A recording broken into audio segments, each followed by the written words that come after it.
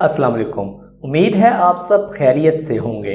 Last video में हमने atoms के दरमियान बनने वाले मुख्तलिफ किस्म के केमिकल बॉन्ड्स को तफसील से समझा, जैसे आयनिक और कोवलेंट बॉन्ड। ये वो ताकतें यानी फोर्सेस हैं जो एटम्स को एक दूसरे से जोड़ती हैं और मॉलिक्यूल्स बनाती हैं। लेकिन क्या आपने कभी सोचा है कि ये मॉलिक्यूल एक दूसरे से कैसे इंटरेक्ट करते हैं, ख़ास तौर पर जब वो लिक्विड या सॉलिड स्टेट में होते हैं। आज हम इन फोर्सेस के बारे में पढ़ेंगे। आज हम उन फोर्सेस के बारे में बात करेंगे जो मॉलिक्यूल्स को एक दूसरे के करीब रखती हैं। इन्हें इंटरमॉलिक्यूलर फोर्सेस कहा जाता है। तो चलिए शुरू करते हैं। आज का हमारा टॉपिक है इंटरमॉलिक्यूलर फोर्सेस। तो dear, intermolecular forces are also considered as binding forces just like chemical bonds। intermolecular forces को भी binding forces समझा जाता है, बिल्कुल chemical bonds की तरह। ये मुख्तलिफ molecules को आपस में जोड़े रखती हैं। However, the attraction between the molecule is much weaker than the chemical bonds। लेकिन मॉलिक्यूल्स के दरमियान ये अट्रैक्शन केमिकल बॉन्ड से बहुत कमजोर होती है। These forces are believed to exist between all kinds of atoms and molecules when they are sufficiently close to each other। माना जाता है कि ये फोर्सेस हर किस्म के एटम्स और मॉलिक्यूल्स के दरमियान पाई जाती हैं जब वो एक दूसरे के करीब आते हैं। Such intermolecular forces are called van der Waals forces। ऐसी intermolecular forces को van der Waals forces कहा जाता है। These intermolecular forces bring the molecule close together and give particular physical properties to the substances in gaseous, liquid and solid states।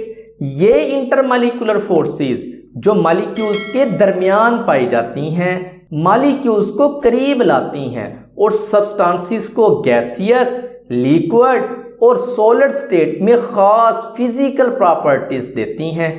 3 types of such forces are mentioned here. यहाँ ऐसी forces की 3 इकसाम का जिक्र किया गया है। Instantaneous dipole, induced dipole forces और London dispersion forces. Dear, इन forces का तफसीली तज़किरा चैप्टर 5 में आएगा, लेकिन यहाँ हम इनकी डेफिनेशंस करेंगे और साथ एग्जाम्पल देखेंगे, क्योंकि इस चैप्टर की एक्सरसाइज में इनकी डेफिनेशंस के मुतालिक पूछा गया है। तो dear, instantaneous dipole, induced dipole forces और लंदन डिस्पर्शन फोर्सेस को हम ऐसे डिफाइन कर सकते हैं: the momentary force of attraction between an instantaneous dipole and the induced dipole is called London dispersion force। It is also called as instantaneous dipole, induced dipole forces। ये वो momentary यानी लम्हाती force of attraction है जो एक instantaneous dipole और induced dipole के दरमियान होती है। इसे लंदन डिस्पर्शन फोर्स भी कहा जाता है। देयर, जब दो एटम एक दूसरे के करीब आते हैं, तो इनके इलेक्ट्रॉन एक दूसरे को रिपेल करते हैं। इस वजह से इलेक्ट्रॉनिक क्लाउड में डिस्टरबेंस पैदा हो सकती है और एटम में एक चार्ज सेपरेशन या डाइपोल बन जाता है, यानी ऐसा मॉलिक्यूल बन जाता है एक तरफ पार्शियल पॉजिटिव, एक तरफ पार्शियल नेगेटिव चार्ज आ जाता है। इसे इंस्टेंटेनियस डाइपोल कहते हैं।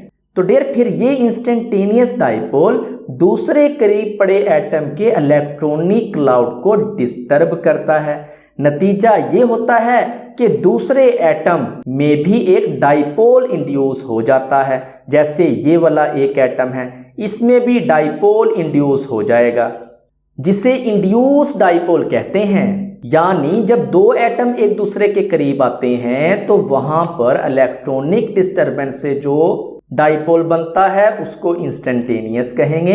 इंस्टेंटेनियस साथ पड़े एटम के अंदर जब पोलैरिटी इंड्यूस करेगा तो उसको इंड्यूस डाइपोल कहेंगे।